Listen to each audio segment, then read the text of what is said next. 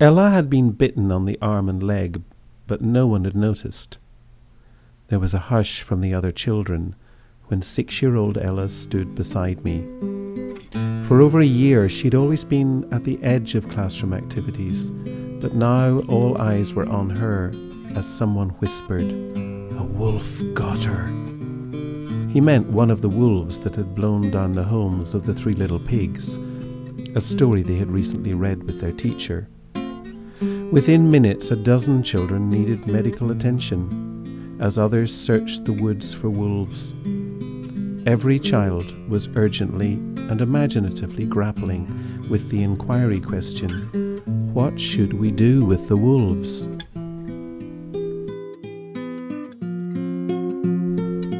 In this first grade classroom, where I was a visiting teacher, everyone had begun to engage in imaginative inquiry that was taking them inside the imagined world of the 3 little pigs folktale.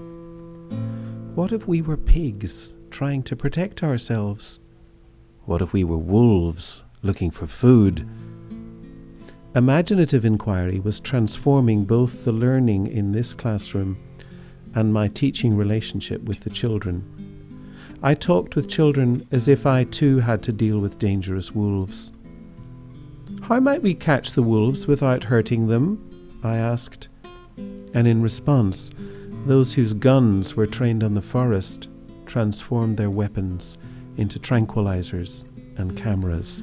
The next day, beanie baby wolves arrived in the classroom, and soon there were teams of veterinarians caring for hurt wolves, adults and babies.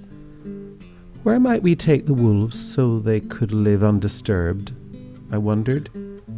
My colleague Marie pretended to be a ranger in Yellowstone as we all telephoned her to find out about a wolf's life in a national park. Over the next few weeks, we imagined that we had the challenging responsibility of running a company, Animal Life Care.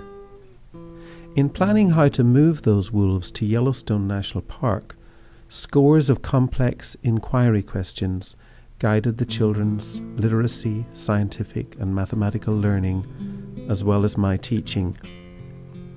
How will we care for the wolves as we move them halfway across the country? What if a wolf dies? What if a wolf needs a shot? How will we lift wolves and load up the truck? How will we raise money to pay for the trip?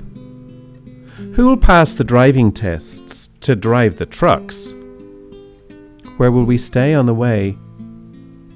How shall we celebrate the release of the wolves?